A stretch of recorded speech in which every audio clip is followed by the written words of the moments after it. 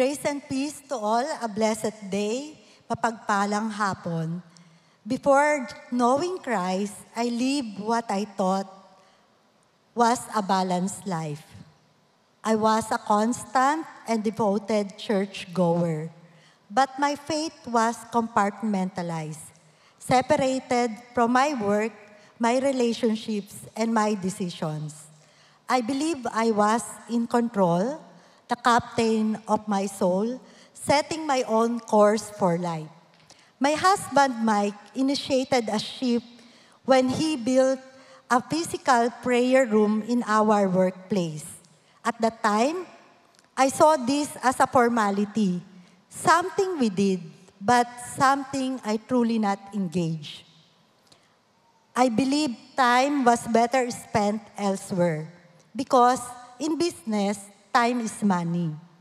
I didn't know the character of God. I didn't allow God's purpose to reign over my family, my work, or my business. I would easily get angry and curse. Then in 2019, God pursued me.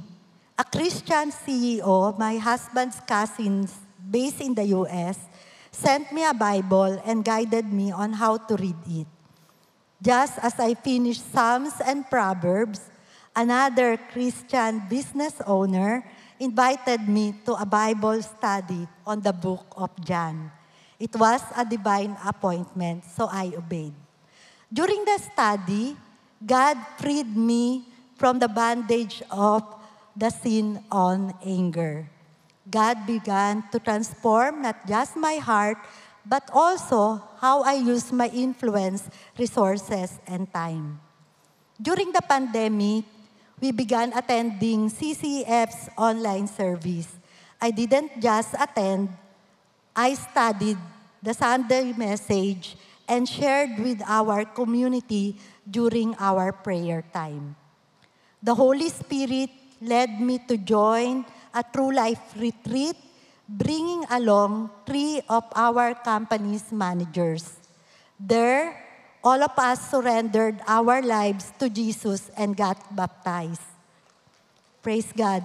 One of those managers has since passed away, but we rejoice knowing she met Christ before she met eternity. From that turning point, I became intentional when it comes to my leadership, business, and daily interactions to lead others to Christ. We launched an online prayer room with a dedicated corporate pastor who now leads our daily devotions, prayer time, and weekly Bible studies. Today, we have 9 active B group leaders in the company. We no longer see these faith activities as an interaction to business, devotionals, and D groups are conducted during office hours because we now understand that worship should not be and is not separate from work. We have even sponsored over 200 of our employees to attend retreats and team buildings at CCF MMRC, focused on spiritual nourishment. In all our gatherings at MMRC, the rainbow always appears, reminding us of God's favor and covenant with Noah. The cost is not cheap, but God has been providing in miraculous ways. Praise God. What we saw into people's spiritual growth, God multiplies in peace, productivity, and unity across the company, filled with eternal hope. In 2024, we experienced God's favor firsthand. Our firm was bidding for a major project with one of the company's top property developers. One of our competitors was a large international IT company. From a worldly perspective, we were underqualified, but we battled with our knees. During the final meeting, the IT team of this company validated our products and services that moved the board of directors to award the project for us. God fought the battle for us.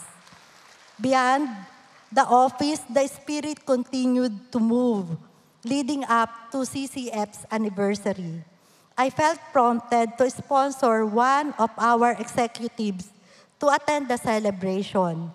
I offered to pay for her family's accommodations. To my surprise, she brought 14 of her family members. Today, they are actively attending CCF Interlac. Praise God. God also brought transformation through personal friendship. On a trip to the Holy Land with my friend Josephine, she gave her life to Christ and was baptized in Jordan River. She later returned to the Philippines with her husband to attend IDC 2025. God continues to use me as a bridge connecting people to Him through moments like this. Also, during IDC 2025, the Holy Spirit led me again, this time to serve through the Across Family Ministry. As a response to my daughter's birthday wish, we hosted an outreach called Let's Celebrate Building Life Together for families affected by disabilities.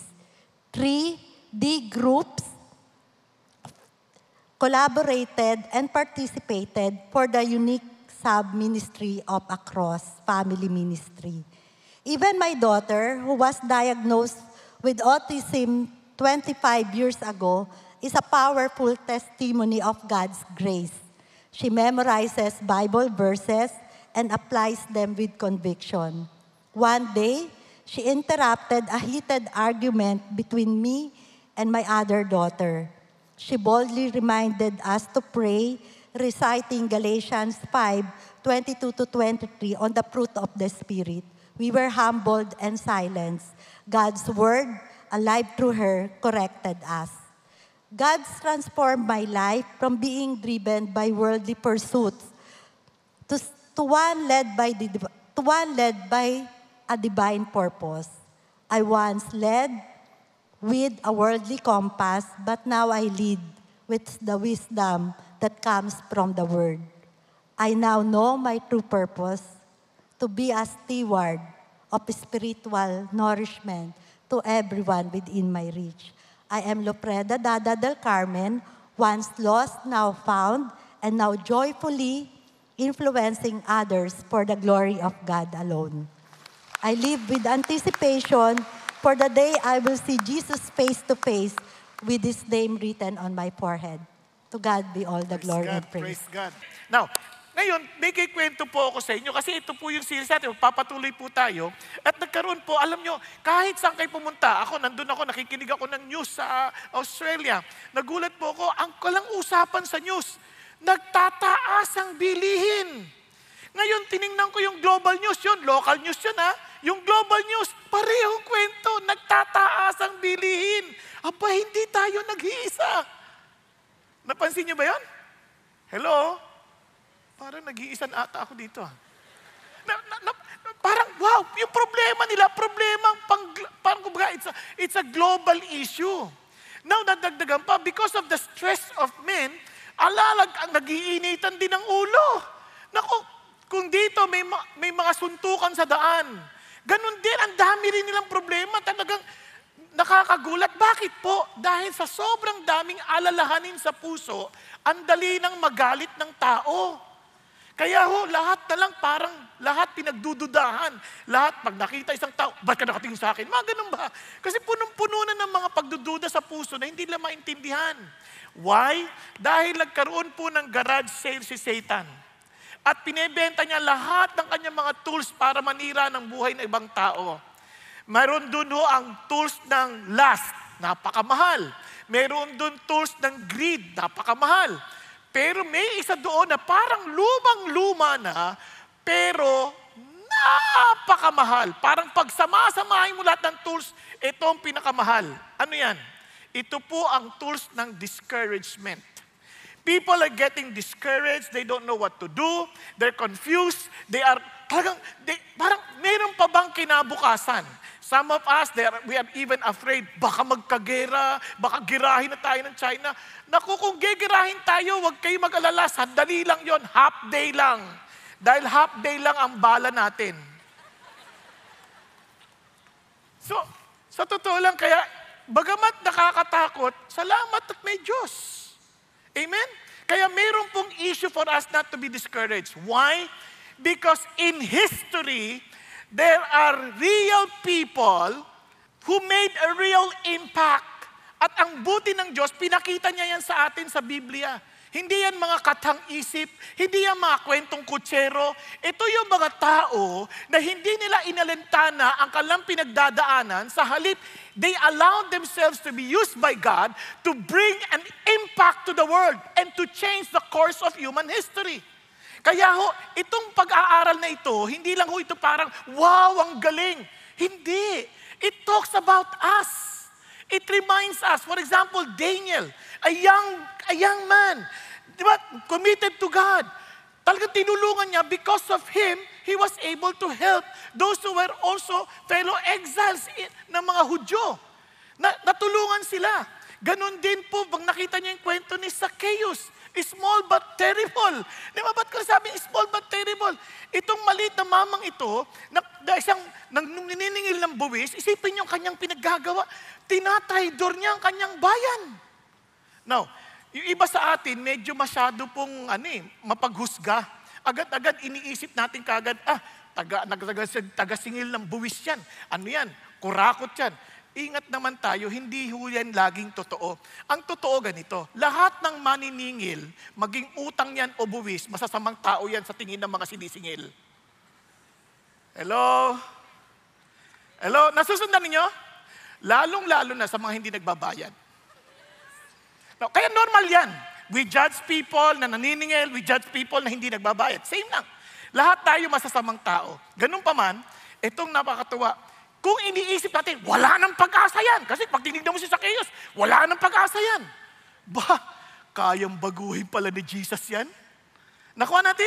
Kaya maging si Zacchaeus nakaranas ng biyaya ng Diyos. So, wag nating isipin yung tao na yan, wala nang pag-asa yan. Yung kamag-anak nyo, wala nang pag-asa yan. Hindi na magiging Christian yan. Wag isipin yan. Yung anak nyo parang, wala na itong pag-asa. Hindi totoo yan. Hindi totoo yan. Walang taong walang pag-asa. Dahil pag ginalaw ng Panginoon Diyos ang puso't isipan yan, magbabago yan. Amen po? Kaya tingnan niyo yung katabi niya, sabihin mo, huwag kang mawala ng pag-asa. Hindi ikaw yung walang pag-asa. Huwag kang mawala ng pag-asa. Magkaiba yun, ha? Iba nagkakagalit na, ako walang pag-asa. Sinasabi ko lang na, huwag kang mawala ng pag-asa. No, nakita rin natin ang kwento ni Judas at saka ni Judah. Di ba? Nakita natin yung contrast ng pag hindi ka bumalik sa Diyos, hindi maayos ang buhay mo. Sayang. Lahat ng tagumpay mo sa lupa, walang saysay kung wala ka sa Panginoon. Ngayon, ang titingnan natin ay isang babae na si Esther. Ito po, kung titingnan natin, parang meron ba itong magagawa? Isipin yung kanyang sitwasyon. Siya po ay isang ulila or orphan.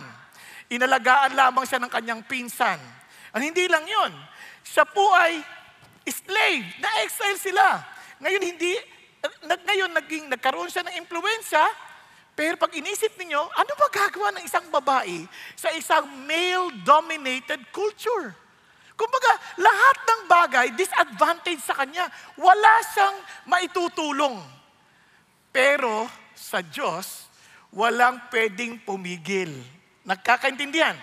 Alam nyo, kung mababasa nyo ang kanyang aklat, sino sa inyo nabasa nyo na ang kwento ni Esther sa Bible? Nakakatuwa. Ang daming hindi pa. Hindi, okay lang. Masaya ako kasi at least, hindi nyo pa alam kwento, pero I pray, basahin natin na kasi napakaganda ng kwento. Now, pag binasa nyo po ang Esther, magugulat po kayo. Pangalan pa lang, nagpapakita na itong si Esther ay talagang na-impluensahan na ng paganong pananampalataya. Kaya yung pangalang Esther ay mula sa Diyos-Diyosan ng mga Persan or Medo-Persian na tinatawag na Ishtar. Ito po ang Diyos-Diyosan ng fertility. Okay? Ngayon, hindi lang dyan. Mapapansin nyo, ang aklat ng Esther, hindi nyo makikita mababanggit ang Diyos. Hindi nabanggit ang Diyos, miski minsan. Na bakit? Sinadya yun ng manunulat ng Esther sapagkat itong lupon ng kanyang sinusulatang mga Hudyo, bagamat they call themselves Jewish, kasi once you call yourself Jewish, you are somehow practicing Judaism. Kanya lang, these people are practically atheist. They have some form of religion, but in reality, they don't believe in God. Kaya nga hindi sila sumama kala Ezra, yung mga unang pumunta sa Jerusalem o sa Israel, at ganun din sila Nehemiah. Marahil umunlad na sa kanilang buhay at naging masaya na sila sa kanilang kalalagayan kung saan sila naroroon. Kanya lamang, nagkaroon ng banta sa buhay nilang lahat. Somebody wanted to annihilate all of them. As in, ubusin nila yung lahi na yun. Isipin yung kanilang kondisyon. Now, pag inisip niyo mabuti, paano pa yan? Kaya yung sulat ng Esther ay talagang sinadya yun na hindi binabanggit si God para malaman pa rin nila na kahit hindi niyo pansinin si God ay aktibong gumagalaw. Kasi pag binasa niyo, kitang-kita at obvious to obvious na ang Diyos kumikilos. Now, sa buhay man natin, hindi man natin tanggapin na minsan involved ang Diyos. Isipin niyo lang mabuti. Nung sanggol kayo, wala kayong kakayanang mabuhay on your own. And God provided you parents to take care of you. Hindi ba Diyos yan? Now, kung wala man magulang, God provided something or someone to take care of us. Hindi ba Diyos yan? Pag-isipan niyo mabuti. Hello? Now, pag-isipan niyo mabuti. Ha? Nilalagay ko. Imagine, di man natin pansin, hindi naman umuulan lang sa mabubuti ang Diyos eh. Hindi naman siya kumikilos na kasi isa sa mga paradigm natin ganito. That God deals only and blesses only those people who are good. But for the bad people, wala ka. Sorry ka. You're cursed. Yun ang maling paradigm na nakikita natin. Because in God's paradigm, ng reality ng Diyos, He cares for all His creation. In fact, maging si Jesus, when He came, He was eating with the sinners. Bakit? Just to show us na ang Diyos concerned sa buhay ng tao. Sa tingin mo man ay masama ka o hindi, mahal ka ng Diyos.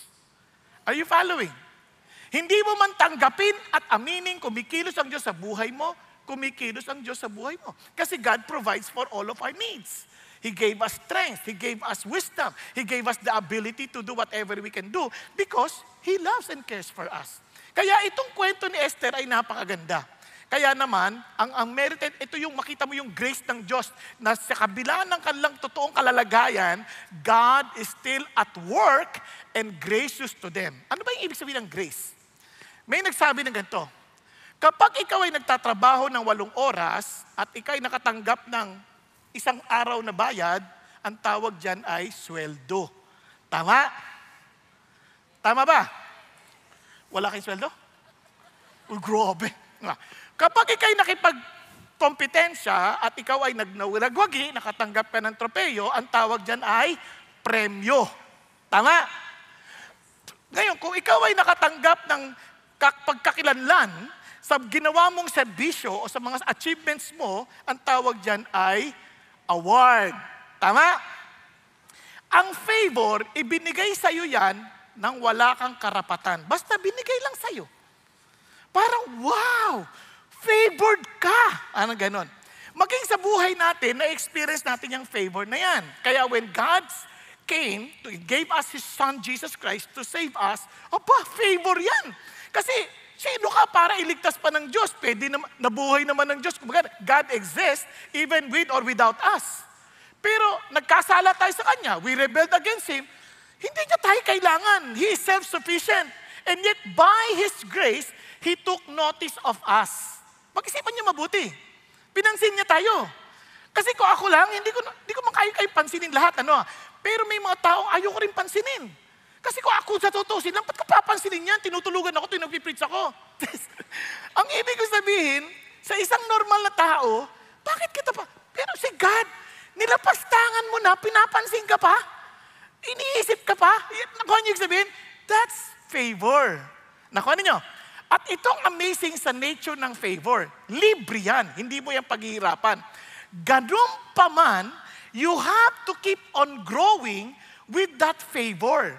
The moment you experience God's favor in saving us, dapat nag-grow yan. Kaya grow in the knowledge of His grace. Yan ang sabi ni Peter. Now, anong ibig sabihin yan? Ibig sabihin, you will receive more to follow. Di ba? Para yan yung experience sa isang kumpanya na nagpadala ng pera yung may sa envelope naglagay, more to follow, kasi hindi mapapadala ng minsanan. So, ito na, more to follow. Parang ganito, katulad sinabi ni Charles Spurgeon. When God forgives our sins, there's more forgiveness to follow. Sarap, no? He justifies us in the righteousness of Christ, but there's more to follow. He adopts us into His family, but there's more to follow. He prepares us for heaven, but there's more to follow. He gives us grace, but there's more to follow. He helps us to old age, but there's still more to follow. Kung ano man ang blessing na una mong experience kay God, I pray that you will keep on growing and experience more things to follow. Okay, Ben? Andyan pa kayo? O sige, gisingin mo na yung katabi mo. More things to follow. Okay. Pakisabi mo, huwag ka mahiya. Kayo, magkakagalit kayo, no? Hindi kayo nag-uusap eh. Dito. Yan. More things to follow. Now, bakit ko sinasabi sa inyo yan? Ganito rin ang nature ng grace. Bagamat ang favor ng Diyos libre, sabi ng Lord, He want to keep on increasing. Kaya sabi ni Lord, tinya, and Jesus increased in wisdom and stature and in favor with God and man. Ha? Now, sabi sa Proverbs, look at this, a good name is to be chosen rather than great riches kasi it's very precious. And favor is better than silver and gold. Bakit naman hindi magiging better yun? Sample lang ho. Nung Friday, may meeting po ako sa St. Luke's Global. Nagkataon po, galing po ako ng MMRC dahil meron pong True Life Encounter Retreat. So nagsalita po ako doon. So coming from there, sa Batangas, papunta po ako ng St. Luke's. On the way, may meeting naman po ako online. So, hindi ko alam, ang hirap pala ng parking dyan sa St. Luke's, no? Ang saya-saya ng parking. Pasok sila ng pasok pero wala ka ng pwesto. Parang maghanap ka, bahala ka dyan. Parang ganon. So nag-pray ako. Sabi ko, Lord, kayo pa rin may awak ng parking. I-guide mo ko, dalin mo ko sa makakapag-park ako bago kami mag-meeting. Di ba? So, drive. Pagkatapos doon, bigla akong tumigil kasi may meeting na ako online. So, naghintay muna ako. Mayroong sasakyan sa harapan ko. Babang total, nakablock ako sa ibang sasakyan, pero hindi pa naman aalis. So, nag-antay. Natapos ngayon yung meeting. Pagkatapos ng meeting, Lord, kailangan ko na po umakyat. So, umalis na ako. Umalis ako doon sa lugar ng resto ko, dito yung sasakyan. Umalis ako ganyan. Paglabas ko, tapat lang kami. May lumabas. Saka ako nakapag-park. Sarang magkausap, no? Tapos ito na. Pag-akyat ko sa taas, sabi niya, Pastor, nakapag-park ka? Oo. Sabi sa iyo eh. Favored ni God yan eh. Makakapag-park yan. Nakuha niyo yung feeling. Kahit simpleng parking, nakakapag-park. Ito na naman. Kahapon naman, may check-up ako. Punta naman ako St. Luke's, Quezon City naman. Di ganun din. Pagpasok sa parking, kakataas ko magturo, punta na kami ng misis ko, tapos pagdami ng ganun, Lord, ang dami na naman, pasok na. Ang kakatuwa ang mga parking, no? Kahit na punong-puno na pinapapasok pa din, no? O sige, pasok na naman. Sabi ko, Lord, kailangan ko po yun makarating na doon sa appointment ko sa doktor, penging parking. So umakyat na kami sa pinakataas. Pagdating sa taas, U-turn lang kami para bumalik na. Nung pagbaba namin, tumigil kami sandali. Mami, konti. Ayun no, sabi ng asawa ko, paalis na. Agad-agad. Bino na naman kapalit. Naniniwala ko, marami sa inyo nakakaranas ng ganyan. Tama? Pag wala kayong parking, magpe-pray kayo, bibigyan kayo ng parking. Yung iba sa atin, bakit dito? Hindi. Kasi lahat tayo nagpe-pray.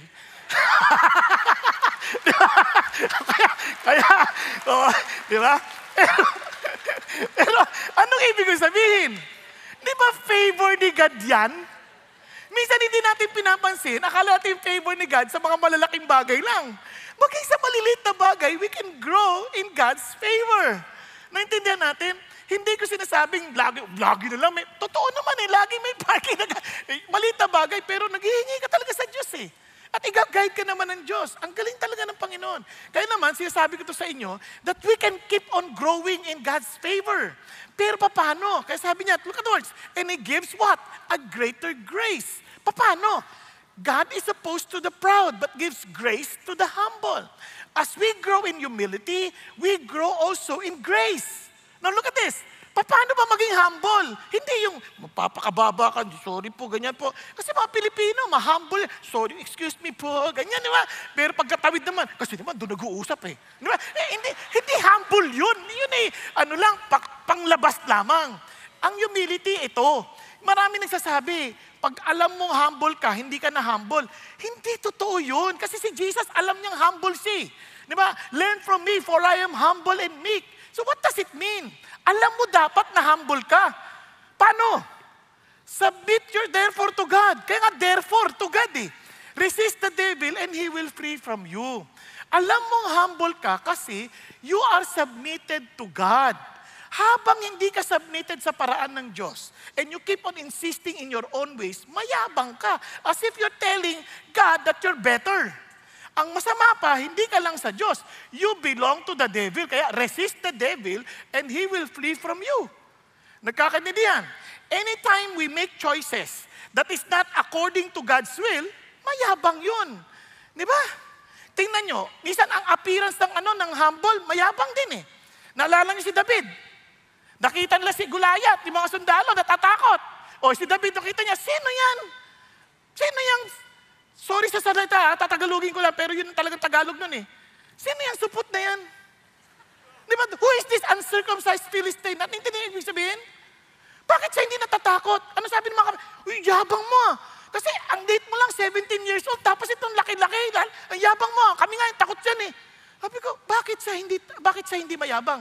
Kasi, how dare this guy insult the Lord of hosts? Para sabi niya, nakikita niya si God, hindi si Goliath. Kaya hindi siya mayabang. Ang mayayabang yung mga sundalo because they see Goliath and not God. Are you following? The moment you live na hindi Diyos ang sentro ng buhay natin, we are living in pride. At pag may pride, titiyakin ko na kagad, we can never grow in God's grace. Because we often think na galing natin lahat yun. Wala sa ating galing. Walang sino man. Nobody can ever claim, ako yan, ako yan. Hindi. Si God yan. And by His grace, and as we keep on growing in His grace, makita natin, Lord, thank you. God is all the more magnified. Amen po? Are you following?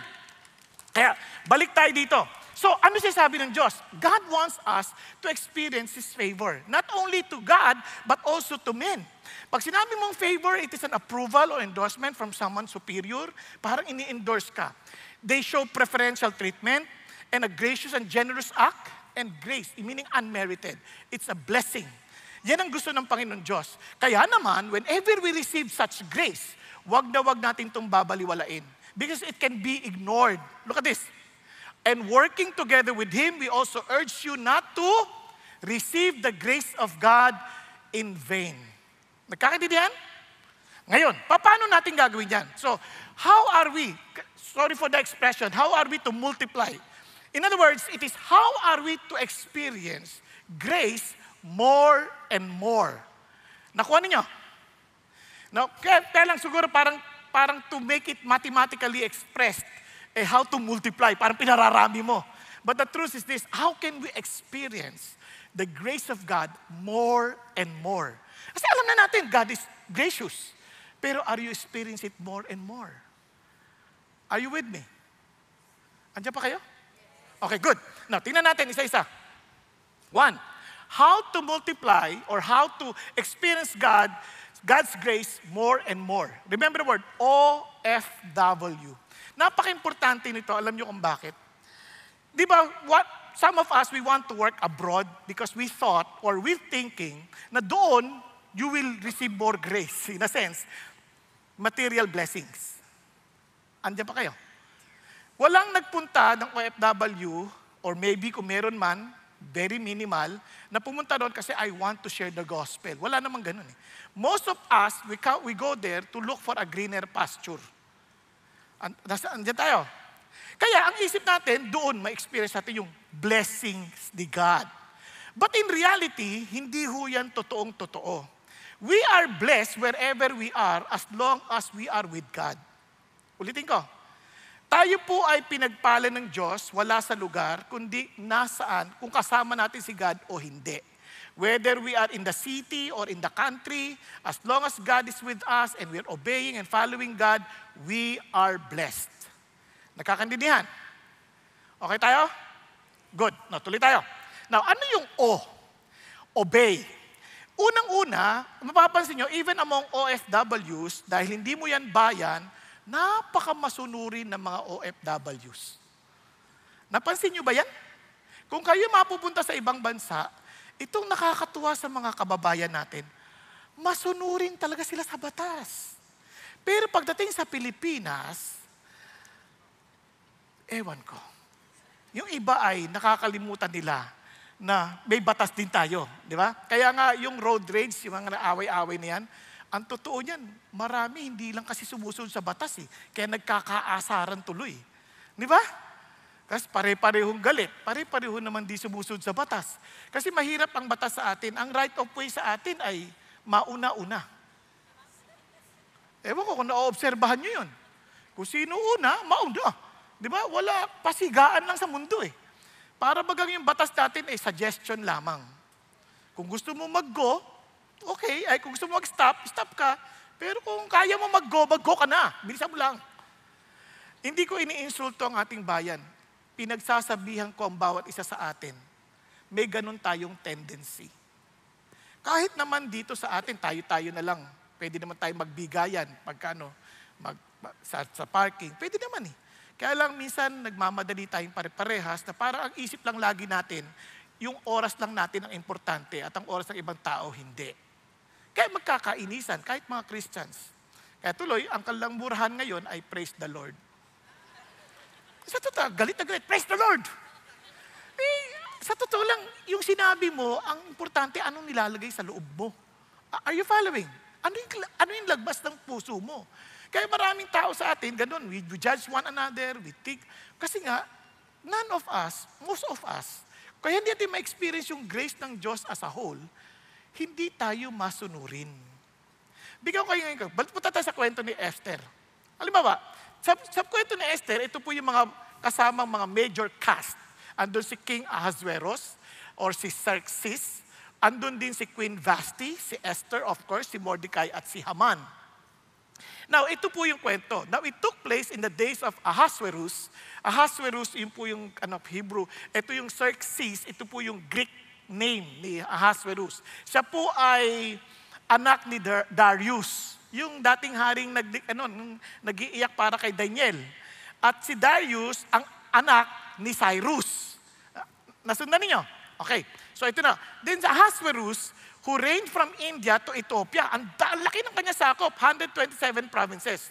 In those days, as King Ahasuerus sat on his royal throne, she was at the citadel in Susa. Now, ito po para hindi na tayo matagalan. Ito. Now, sabi niya, in the third year, ay pangatlong taon niya ng paghahari, obviously, he gave a banquet for all his princes and attendants, the army officers of Persia and Media. Kasi Medes at saka Persia, kaya Medo-Persian Empire. The nobles and the prince of his provinces being in his presence. And he displayed the riches. So anong ginagawa niya? Pinapakita niya yung yaman niya. Pinapakita niya yung ganda ng kanyang kaharian. Now listen. And they were what? Celebrating for how many long days? 180 days. Almost half a year. Nagse-celebrate sila. Inuman, kainan, lasingan. Lahat yun. Yun ang kanilang ginagawa. Ngayon, anong ginagawa ulit ni Ahasuerus? Pinagmamalaki niya sa lahat kung sino siya. He's telling them, look at the kingdom I have. Ang yaman ko, ang lakas ko, makapangyarihan ako. That is exactly what he wanted to tell all the people. Kanya lamang, despite that, eto na, tinawag niya yung reyna. Gusto niya rin ipagmalaki yung reyna. Kita nila yung mga harem, yung mga concubine, gaganda. Wala lahat yan. Pag nakita niya yung reyna, si Queen Vashti, wow, talagang hindi basti-basti to. Iba to. Nakuha ninyo? Pinatawag. Ang masama, itong Queen Vashti, medyo bastis. Tingnan nyo. But Queen Vashti refused to come at the king's command, delivered by the eunuchs. Then the king became very angry and his wrath burned with him. Pinagbabalaki niya lahat ng makapangyarihan siya. Then all of a sudden, hindi pinunod ng reyna. Pag-isipan niya mabuti. Now guys, in a male-dominated kingdom, naku, huwag mong gagawin yan. Hari, hindi yan hindi nagre-request, nag-uutos. Hari yan eh. But isa pa, isang bagay na maintindihan nyo sa mga kalalakihan, wag mong iinsultuhin sila dahil isa lang ang bagay na gusto nila, marespeto.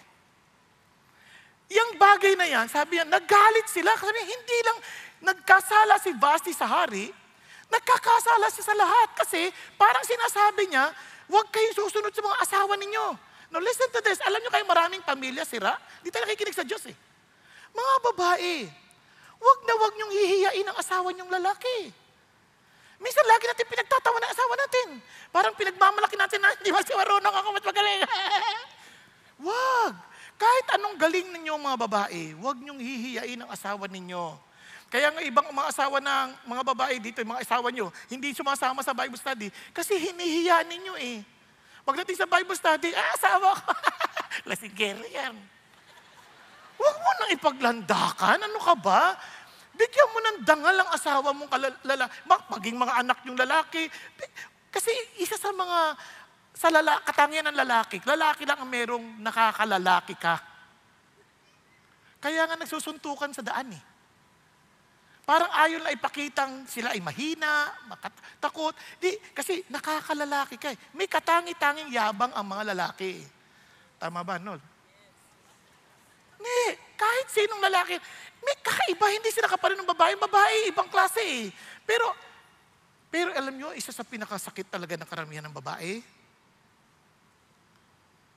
madaldal sila. Kaya hindi nila naiingatan na yung asawa nila nadadali. Kakikwento, yung asawa nila napapahiya na. Nakuha nyo? Kaya nga sa Bible, ang una sa mga gusto nyo maintindihan ng favor ng Diyos, tingnan nyo, papakita ko lang sa inyo. Dito pa lang, kita nyo na kagad eh. Alam nyo kung ano? Submission. Tingnan nyo, sabi sa Panginoon Diyos. In the same way, you wives, be submissive to your own husbands. So that even if any of them are disobedient to the word, ano daw? Masunurin sila sa Diyos? Hindi. Kahit hindi sila masunurin sa Diyos, they may be won without a word by the behavior of their wives as they observe your chaste and respectful behavior. Akala natin mapapanalunan natin sila by pamumukha natin sa kanila, hindi ka kasi nagbabasa ng Bible, hindi ka kasi marunong sa Bible, hindi ka kasi sumusunod sa Diyos. Hindi mo sila mapapanalunan doon. Mapapanalunan saan? Sa iyong magalang at mahinhin na pag-uugali. Di ba? Hindi. Kasi hindi siya nagbabasa ng Bible. Hindi siya marunong. Hindi na ibig sabihin. Pareho lang yun. Hiniya mo lang siya, iniba mo lang yung tono. Di ba? Ang ibig sabihin talagang with showing respect. Di ba? Showing respect sa ibang paraan. Pero itong amazing part, habang nakikita nila yung respeto mo, lalo naman silang nawiwin sa'yo. Naalala ko tuloy si Gloria. Ito totoong kwento to pero binago ko lang ng konti kaya nagmumukhang hindi totoo. Si Gloria kasi, yung asawa niya, si Gorio. Again, yung mga pangalan ay gawa-gawa ko na lamang para hindi na madiretso doon sa tao. Nagkataon po na medyo may barkada siya at just as usual, gusto nila ipagmalaki na masunurin ng kala-asawa. So sabi niya, pare, mag-inuman tayo sa bahay. Sabi, medyo nakainom na silang kaunti, pero sa bahay tayo, tulungan natin sa bahay. Pare ko, alas 12 na pare. Si Glo, nakatutulog na, nakakaya naman kay kumare. Hindi, okay lang yun. Papakita ko sa inyo si Glo, masunurin yun. Ganyan. True enough, kinatok. Bum. Oh, Gorio, ikaw pala yan. Sabi niya, maganda ka ng mainom namin. Yan, sabi niya, sadali lang. Ano oras ba? Alas 12 na. Sobrang naman. Sige, maganda ka. Sige. Handa ka na ng pulutan. Sige. Christian si Gloria. Kung kayo yun, pwede sabihin, ano ba kayo? Hating gabi na, nagiinuman pa kayo, hindi pa nahiya? Hindi nyo ba naintindihan naman nagtulog ng mga tao? Di na kayo, wala kayong galang sa Diyos. Mga ganyan, di ba? Pero ito hindi. Ay, sige, upo muna kayo. Maghanda ko kayo. Nag-pray pa. Lord, saan ako bibili ng inumin? Hating gabi. Pag-isipan nyo ha. Ay, sumagot ang Diyos. 7-Eleven, open 24 hours. Oh, bumili siya. Oh, naganda. Oh, inom na kayo. Tapos, naganda pa, nagluluto pa ng pulutan. Kumakanta pa. In Him we live and move and have our being. Di nagtataka na yung mga kumpare. Lumapit. Mare, grabe ka naman. Bakit ganyan ka? Napaka-unreasonable ng asawa mo. Ikaw masaya ka pang naglilingkod. Naku pare, hindi niyo naintindihan. Christian ako. Dahil Christian ako, pag namatay ako, alam ko sa langit ako. Yung asawa ko, hindi Christian yan. Sa impyerno papupunta. Kaya pinasasaya ko ng buhay niya habang maaga. Di ba? Kaya sabi ng Lord, submit. Kaya ginagawa ko to para kay Jesus. Alam niyo nung narinig ng asawa yon, nagulat. Ganun pala tong asawa ko, kaya pala ganito. Alam niyo, tumanggap kay Jesus nung gabing yun. Pati yung mga kumpare. Naintindihan ninyo? Kasi mayroong kakapangyarihan ang Diyos na lagpas sa atin. And that is the grace of God. But we have to show our trust in the Lord sa ating behavior. Are you following? Now, kaya tingnan nyo ulit. Kaya tingnan nyo, itong si Vashti, ibang-iba kay Esther. Kasi si Vashti, dahil sa kanyang ginawa, nagdesisyon ngayon yung mga dapat paltan na yung reyna na yan. Hindi na siya pwedeng magpakita sa hari dahil sa kanyang ginawa. Bagamat namimiss na rin ng hari, pero ang ginawa nila, pinropose sila, hindi ganito na lang, kumuha tayo ng mga kababaihan sa bawat probinsya, pagkatapos, subukan mo sila, mamili ka from among them kung sino magiging reyna na kapalit ni Vashti. Di ginawa nga nila yon. Ginipon silang lahat. Kaya sa Esther, punta tayo sa Esther 2 verse 8. Tingnan nyo nangyari. Ayan, sabi gano'n. So it came about when the command and the decree of the king were heard, and many young ladies were gathered to the citadel of Susa into the custody of Hegai, that Esther was taken to the king's palace into the custody of Hegai. Yung word na taken, pinilit sila. Nakunin, kinuha sila kasi exile naman sila eh. Wala silang choice. They were forced to go to the king's palace, and from there, ipiprepare sila at hindi maganda yung kanilang gagawin kasi susubukan sila ng hari, gumaga, isang gabi, bawat isa susubukan, tapos pag nagdesisyon, pag nagustuhan kanya, gagawin kanyang concubine. Kung hindi naman, doon ka na lang para ang widow for the rest of your life. Kayo isa naman, ang gagawin lang, okay, kung nagustuhan ka ng hari, patatawag ka na lang anytime na gusto niya. At kung talagang sobrang gusto ka niya, gagawin kanyang reyna. Of course, walang choice si Esther. Out of her immaturity, wala siyang choice but he had to follow the king. Kasi buhay lang naman yan at puri. But even if you are there, para kang ganun ang trato sa'yo, look at her heart. She was obedient. Unfair to. Pwede akong magrebelde dito. Patayin akong patay, pero hindi eh. Iba siya, tingnan nyo. In verse 10, Esther did not make known to people or her kindred. Di niya pinakilala kung sino siya, for Mordecai has instructed her that she should not make them known. Dahil sabi sa kanya ng Mordecai, andyan ka na, huwag ka magpapakilala, maapektuhan ng desisyon nila tungkol sa iyo. Hindi lang yun ang kanilang ginawa. Tingnan ninyo sa verse 20, bakit ganun siya? Ba't siya sumunod kay Mordecai? Esther had not yet made known her kindred or her people, even as Mordecai had commanded her. For Esther did what the Mordecai told her as he had done when under his care. Ano pansin nyo? Habang inaalagaan pa lang siya ni Mordecai bilang kanyang foster parent, alam nyo, masunurin na itong si Esther. Nakuha ninyo? Kasi yun ang naging kasanayan niya eh. Maging masunurin, maging bakit? Kasi yan ang pagtanda ng kanilang paggalang sa kanilang mga nakakatanda at gayon din sa kanilang mga magulang. Kaya nga, kung gusto nating lumago sa favor ng Diyos, sabi nga, and we want to experience the grace of God, all the more in our works, in our family, trust in God by showing your obedience to His words. Tulad ng sabi ng Panginoon Diyos, tingnan niyo po, para lang maintindihan natin mabuti, mga authorities ang binigay sa atin ng Panginoon Diyos. Marami sa atin gusto mag-asawa, mga bata. Sabi ng tatay, huwag ka muna mag-boyfriend, tapusin mo ng pag-aaral mo. Sundin mo, mabibless ka doon kasi bilang paggalang. Diba? Bukod pa ron, hintayin mo yung blessing ng magulang mo. Bakit? Kasi yun ang sabi ng Diyos eh. Yung parental authority. Look at the words. Sabi niya, children, obey your parents in the Lord, for this is right. Honor your father and mother. Hindi ka lang nag-obey. Ginagalang mo sila. Inaangat mo sila. Nantanan? Anong sabi niya? Which is the first commandment with a promise so that it may be well with you. There's grace in that. If we obey, dako, i-bless ka ng Diyos. Hindi lang yan. Tingnan niyo po ito.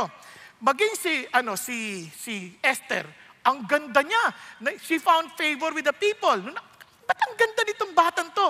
Kasi yung beauty is dependent on the beholder. Tama ba? Nagandahan sila. What makes her so different?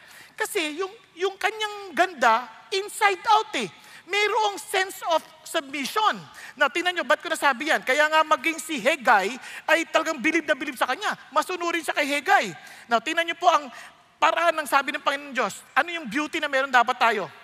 Your adornment must not be merely external, braiding the hair and wearing gold jewelry or putting on dresses, but let it be the hidden person of the heart with the imperishable quality of a gentle and quiet spirit, which is precious in the sight of God. For in this way, the former times, the holy women also who hope in God used to adorn themselves. Ano nakita nila? Submissive heart. Nakuha ninyo? Now, alam nyo ba, karamihan, kahit anong gaganda ng misa ng mga babae, kapag ang susungit at ang titigas ng ulo, nakakawalan ng ganda, no? Kaya maraming may asawa, sa gandang-ganda sa asawa nila eh. Ang bait ng asawa ko. Di ba talaga iba? Nung asawa na, tumubo yung pangil, tapos nagkabuntot, tapos bilang, pag inutusan, nag-request ka lang eh. Pwedeng makahingi ng kape-kape ka dyan, tanda mo na. Ano to? Kaya magtataka ka, yung lalaki nahuhulog. Hindi ko ine-excuse yung mga lalaki, nahuhulog sa katulong. Bakit? Kasi yung katulong ang bait eh. Sir, kape mo. Sir, chinelas mo. Di ba? Parang buti pa to. Ang bait. Yung sekretary sa opisina. Sir, nakakain na kayo? Mabait tong sekretarya ko, yung misis ko, bruha. Nantindihan niyo na ibig sabihin. Kasi para yan i-rebuke sa ating lahat, para intindihin natin, oops guys, learn to trust God by submitting. Sa panahon natin ngayon, ng mga kababaihan, palaban. Bakit? They don't trust God eh. They don't trust His words. They always want to fight. Kaya nga ang word dito, ang unang salita dito sa 1 Peter chapter 3, naalala ninyo? In the same way. Bakit in the same way? Sa chapter 2, Jesus submitted Himself to the law, to the judges, kahit unreasonable sila. Kaya in the same way, you do it. And you will see the hand of God protecting us. Di ba? Now, hindi lang yon. Pati sa trabaho. May mga trabaho, may mga boss tayo na antitigas ng ulo. Kumbaga, ang hirap kausap. Ano sabi ng Lord? Tingnan niyo sabi ng Lord. Sabi, Lord, ayoko mag-submit eh. Unreasonable yan eh. Hindi naman sinasabi. Tingnan sabi ng Lord. Servants, be submissive to your masters with all respect. Not only to those who are good and gentle, but all those who are unreasonable. Now, Christian bosses, hindi to excuse para maging unreasonable tayo. We're different. But since we have bosses, ang sinasabi ng Diyos, you trust me, as in show submission to them, respect. Kahit na unreasonable sila. Sabi niya, for this, look at the words, finds favor. If for the sake of conscience toward God, a person bears up under sorrows when suffering unjustly. Ano napansin niyo? God is teaching us what? To obey. At ganyan na makikita niyo kay Esther. Sunurin. At sa totoo lang, nung pinresent na sila sa hari, siya ang nagustuhan. Bakit? Marahil magalang nung nakikipag-usap at hindi lang yun. She obeyed everything Haggai, the eunuch, told her to do. She never asked for anything. Walang entitlement. Ang sa kanya, she just followed what Haggai said. Di ba? Kung siguro iba doon, nagtitigas ang ulo, ang ganda ka, ha? Yung iba kasi ginagamit ang kagandahan to take advantage of others. Eto, sumunod lang. Because in obedience, there is blessing. Amen po?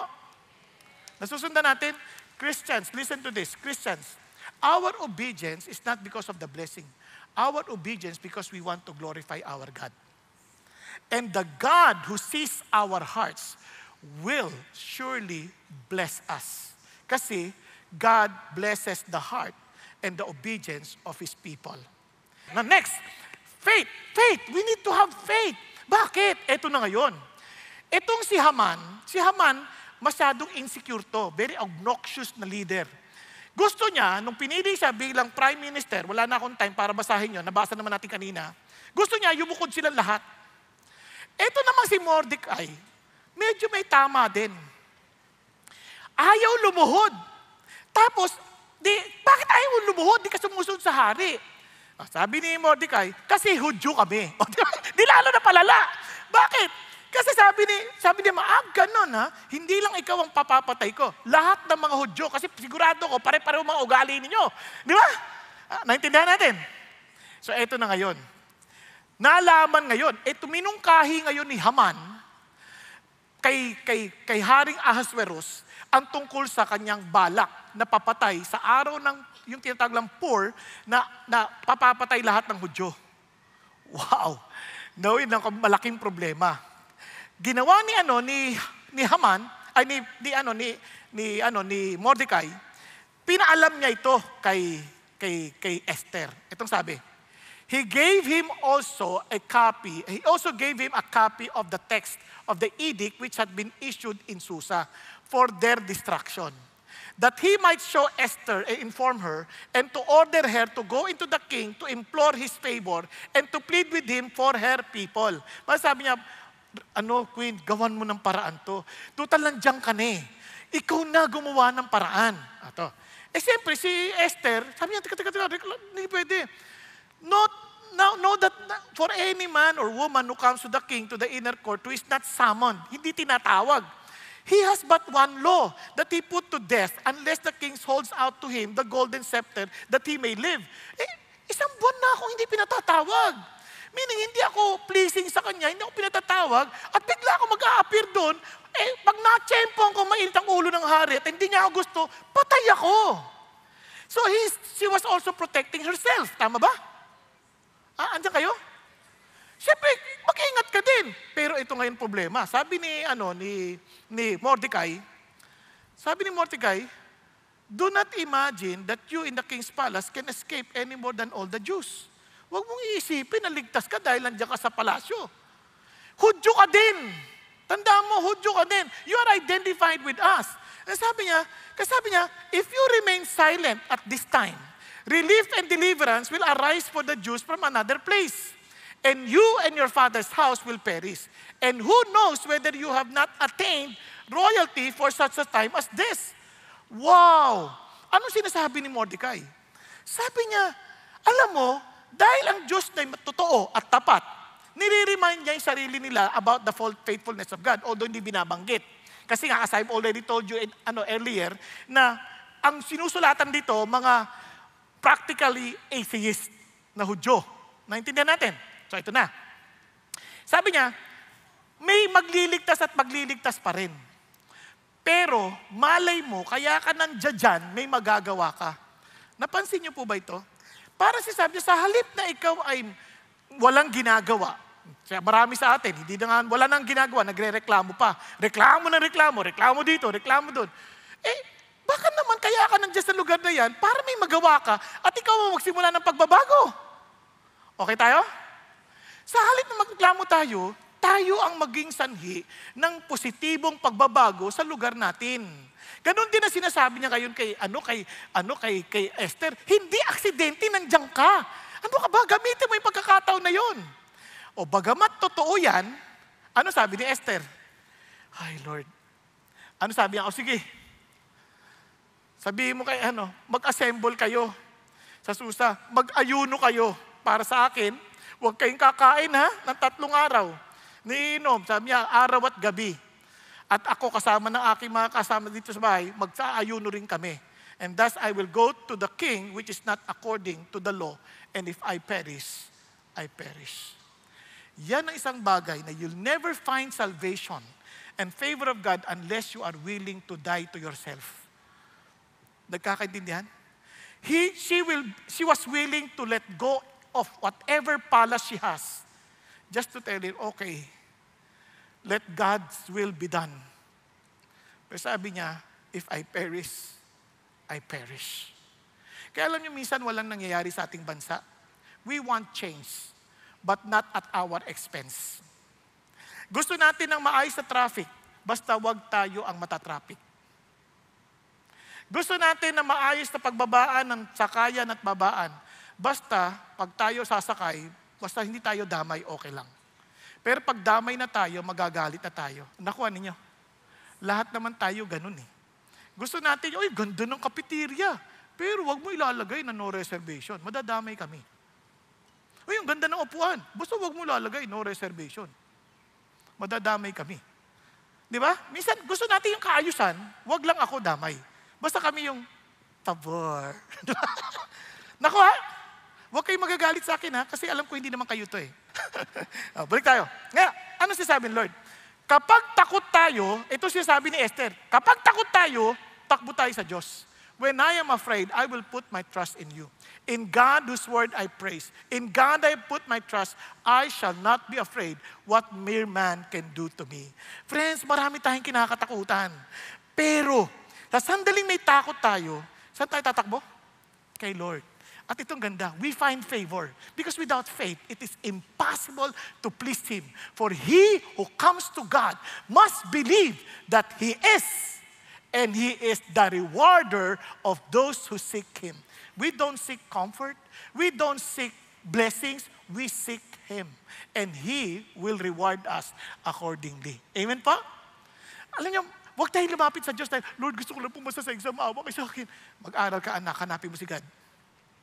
Lord, bigyan mo lang yung trabaho na ito sa akin. Lord, please. Lord, magpapakabait na ako.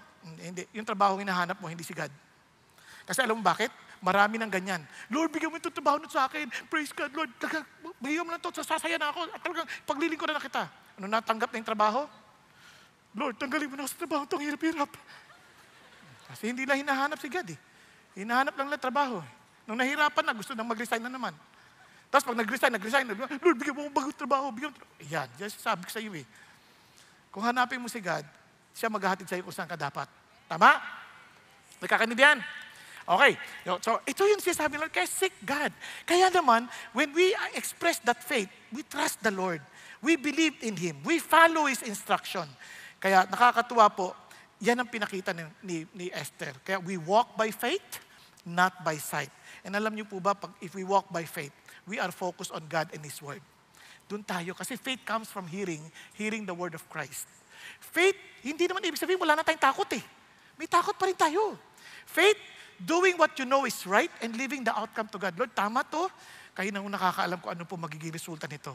Kulong o hindi, kayo nakakaalam. Ang sabi niya, faith is dependent on God. Faith is godly expectation. Ba't ko sinabing godly expectation? Kasi sa Numbers 14, nung ayaw lang maniwala sa Diyos, ngayon nagsisisi na sila, lalaban na sila. And they're expecting that they will win. Hindi sila nanalo. Bakit? They were not obeying God. Are you following? Okay, there must be a godly expectation. And faith will be tested, whether we like it or not. Susubukin at susubukin yan. Ngayon, ito po isang bagay na alam natin, that once we walk by faith, wow, this is amazing. You will see great and mighty things before the Lord. Alam mo ninyo, nung kausap ako ng doktor, sabi sa akin, alam, nakakagulat kayo. Yung kalalagayan nyo, sobrang tindi. Buti wala kayong high blood. Buti wala kayong sakit sa puso. Buti, alam, biglang naisip, buti nga pala, buhay pa ako. Ano? Bakit? May layunin ng Diyos. It's beyond explanation. Kasi pag, hindi ko may kwento sa inyo lahat, pero praise God, I'm still alive and kicking. Di ba? If ever I die, I thank the Lord because He gave me the opportunity to serve Him with vigor and passion. Hindi yung para, mga kapatid, sumunod kay Lord. Ha? Wala, ano yun? Drunken master. Kaya yun po. No, ito po ang amazing. Ito ang faith. Naalala ko, may isang bata bulag siya. Clinically blind. Kasi po, nung 7 years old, nagkaroon na siya ng cancer sa mata. But he had to play baseball, football, American football. Kailangan niya yun. Ang ginawa ng tatay, sige, we will do something. Nilagyan nila ng earpiece ang kanya pong helmet. Gagawin niya lang everything that his father will tell him to do. Takbo ka sa kanan! Balisan mo! Pagkatawa sa kaliwa! May lulusob sa'yo! Sasabihin niya lahat. And you know what? They won 36 times.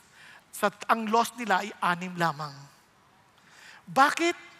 She was playing by faith and not by sight. Di ba? Amazing. Marami sa atin dito rin, you're listening by faith and not by sight. Nakapikit ang iyong mga mata. Hallelujah! And I'm still hoping that God will allow you to experience the grace and the goodness of God. And finally, W. Ano yung W? Wisdom. Why do we need that wisdom? For he who finds, look at this, he who finds me, finds life and obtains favor from the Lord. Yung finds me, wisdom yan eh.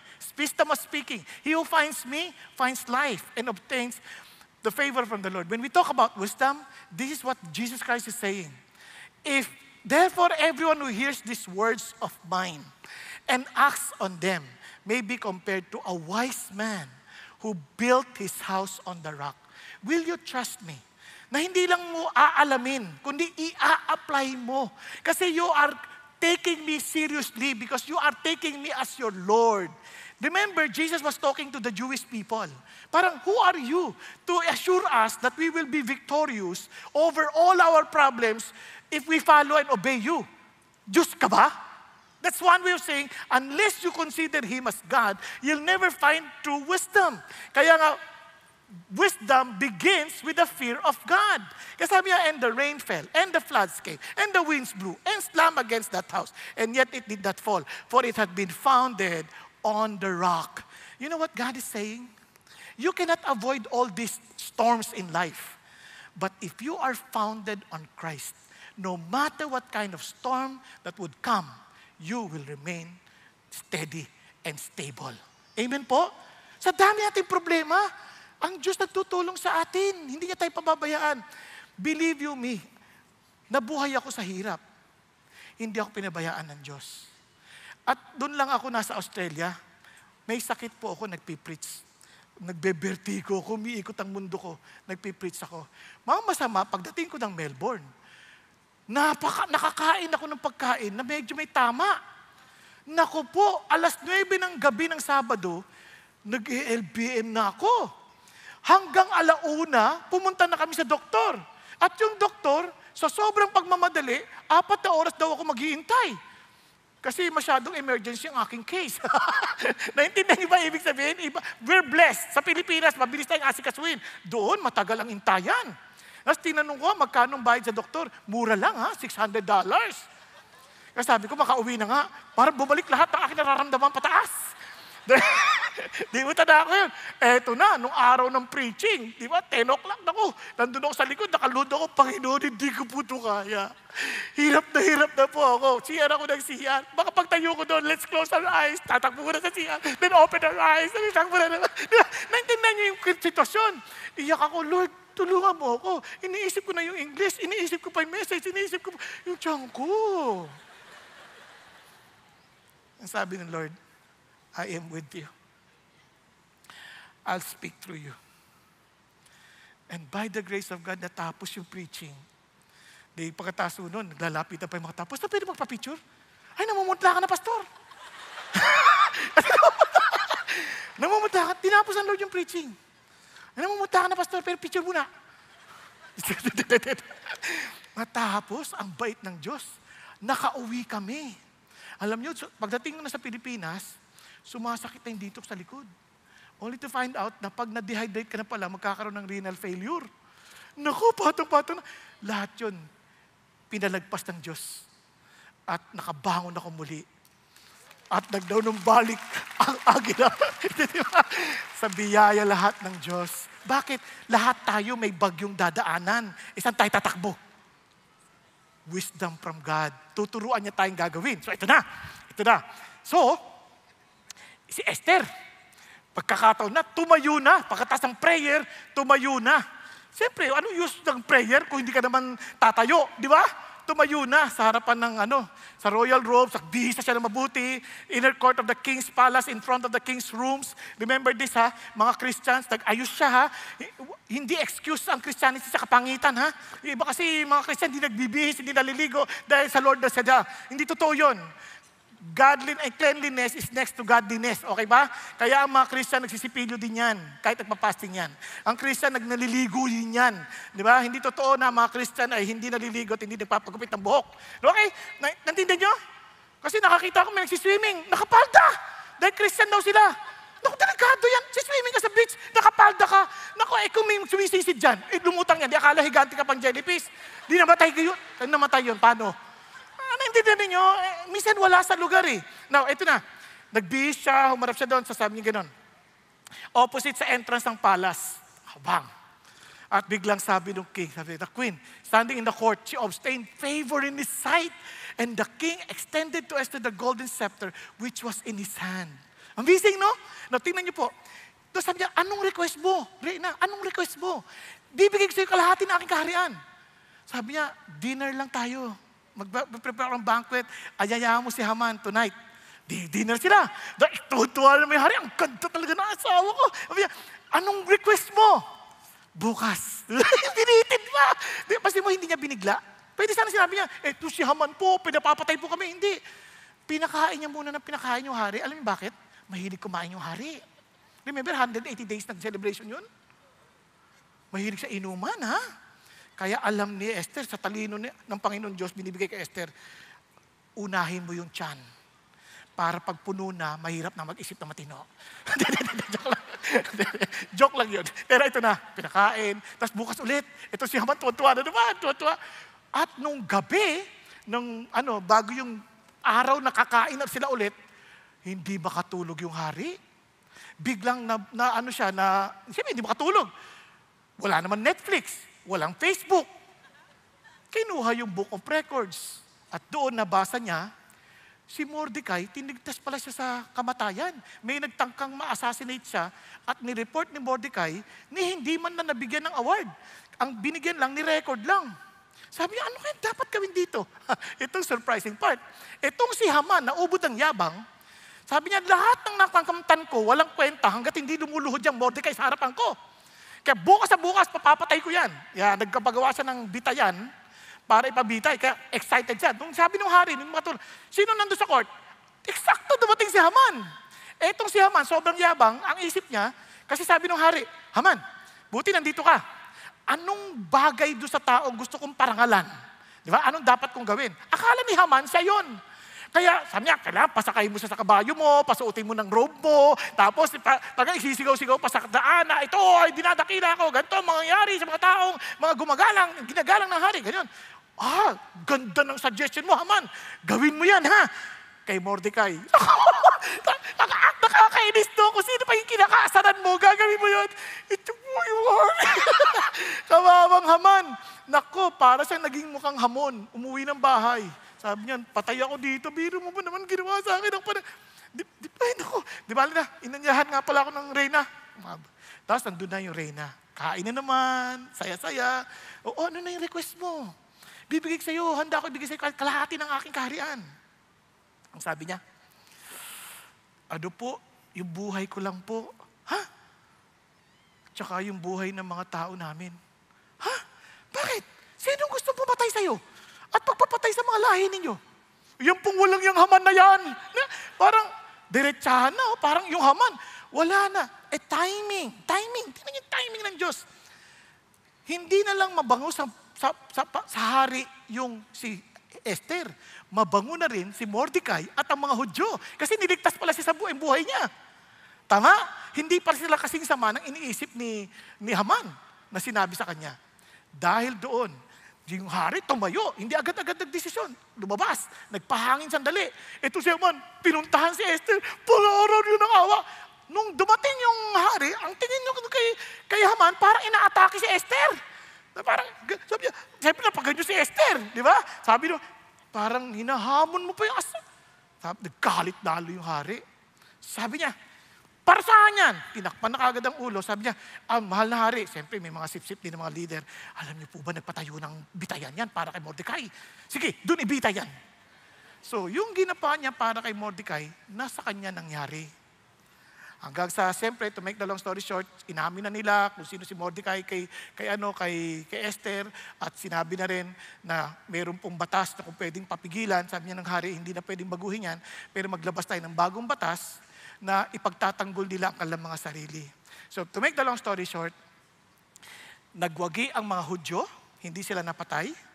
Kaya alam niyo bang hanggang ngayon, pilit pa rin pinapapatay ng mundo ang lahi ng mga Hudyo dahil isa sa mga katibayan na ang Diyos ay totoo.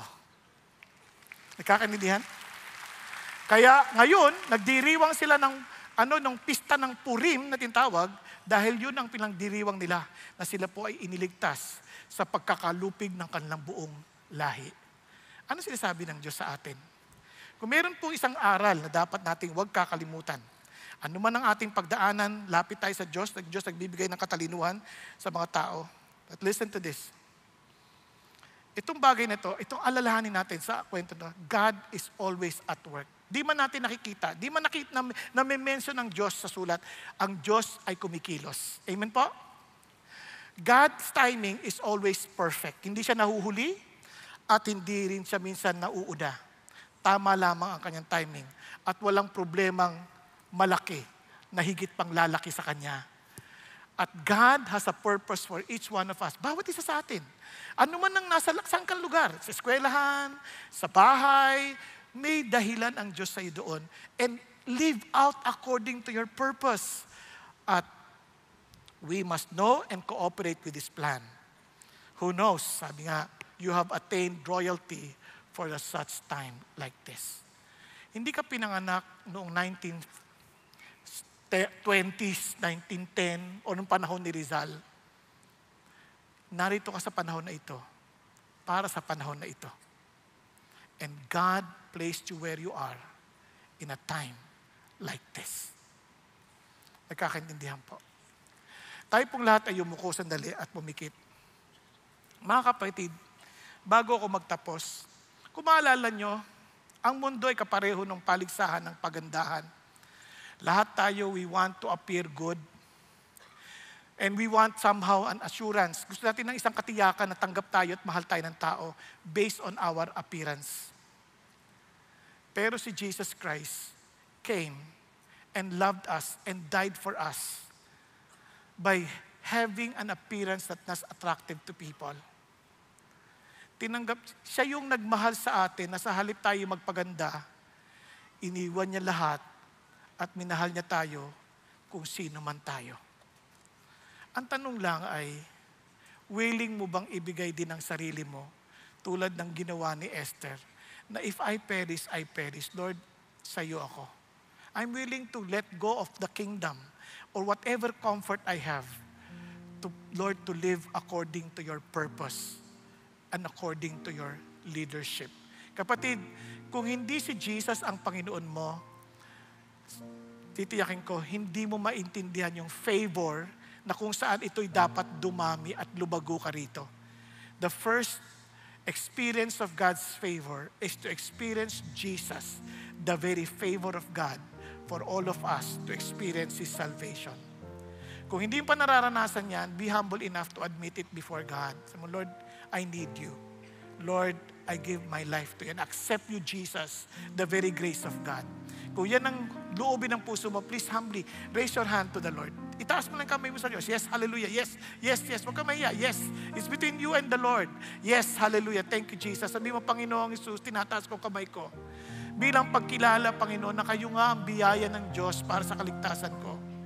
At salamat na sa buhay ninyo at dahil sa kamatayan nyo sa krus, ako po ay napatawad at bibigyan ng buhay na walang hanggan at pinagtibay nyo ito sa muli nyong pagkabuhay.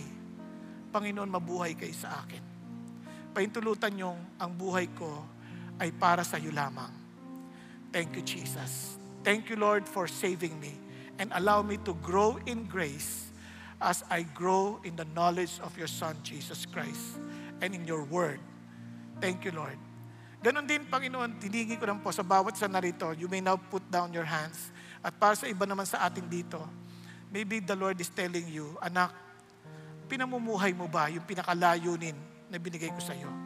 Na hindi aksidente kung nasa saan ka ngayon. Would you be willing to walk and cooperate with God nang sa ganon magawa mo kung ano man ang nais ng Diyos na iyong ma-accomplish sa buhay mo dito sa lupa. Kung yan ang loobin mo, and I want to pray for you, nang malinawan mo kung ano yon at magawa mo kung ano yung dapat mong gawin, maging humble ka rin na aminin to, Lord, gusto ko pong makiisa sa iyong palatuntunan. Gusto ko pong gawin yung pinagagawa nyo. Itaas nyo rin po ang inyong kamay. Thank you, Jesus. Yes, yes, yes. Itaas mo rin yung kamay. Yes, yes. Ngayon tumayo ka. Sabi mo, Lord, tatayo po ako kasi I want, Lord God, Lord, talagang matiyak ko that I will walk only for you and I need your strength and I need prayers. And I want to pray for you. Thank you, Jesus. Hallelujah. Thank you, Lord. Thank you, Jesus. Thank you, Lord. Thank you, Father God. Lord, I thank you that you see these people, my brothers and sisters who are standing up. Thank you, Lord God, for the desire to live according to your purposes and according to your plans. I pray, Lord God, open their eyes that they may see clearly your direction in their lives. May you also grant them the faith that will move them, Father God, to do your will despite the challenges that they're facing, oh God. Grant them the faith, Lord God, that in spite of their fears, they will accomplish boldly the calling that you have for them. Thank you again, Lord, that you will provide them everything they need, oh God. Thank you, Jesus, that you will allow all of us to live a life, Father God, according to your design, according to your calling. Thank you, Lord. Thank you, Jesus. Bless your people, oh God. And for the rest of us, I pray, Lord, that we will all be humble enough, Lord, to submit ourselves to you. And Lord, and resist the devil, that he will flee from us. And thank you, God, that we can confidently face tomorrow, knowing, Lord God, that in your time, you will make all things beautiful. We love you, Lord, because you first love us. In Jesus' name we pray. Amen and amen.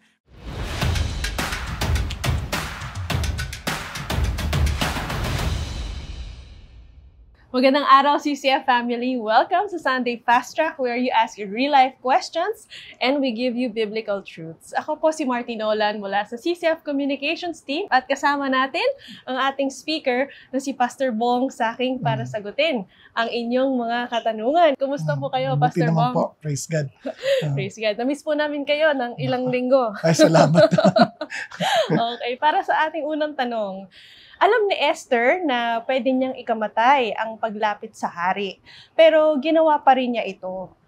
Paano ba natin haharapin ang takot kapag may mahirap kang desisyon na kailangan gawin? Ayan. Alam niyo, madalas sa mga desisyon na ginagawa natin, mayroong trade-off lagi yan eh. So titingnan mo, ano yung pinakamabigat na consequence pag hindi ko to ginawa? And siyempre, may takot tayo, di ba? Katulad dito sa case ni Esther, biruin mo, hindi lang siya ang mamamatay, kundi ang kanyang mga kababayan. Kaya yung desisyon na yon hindi lang tutungkol sa akin. It involves the whole nation of Israel. Bukod pa ron, hindi ko naman din to kaya. Kaya para maglagpasan ko yung desisyon ng takot, kailangan ko lumapit sa mas makapangyarihan sa akin. Kaya nga ang request niya doon ay mag-ayuno kayo. Di ba? Ng 3 araw, ganun din kami. Para bagang sinasabi niya, kailangan natin ng tulong mula sa Diyos. Yun ang maganda sa buhay natin. Ano? Kasi may mga bagay na hindi natin saklaw, mga nangyayaring hindi natin kayang hawakan at kontrolin. But there is a God who can control everything. Kaya we can run to Him. Para malagpasan natin yung ganitong mga takot sa desisyon na tulad na ganito, lapit tayo sa Diyos na mas higit na nakakaalam ng ating kanalagayan. Amen. So dudulog tayo sa Panginoon sa panalangin. Amen.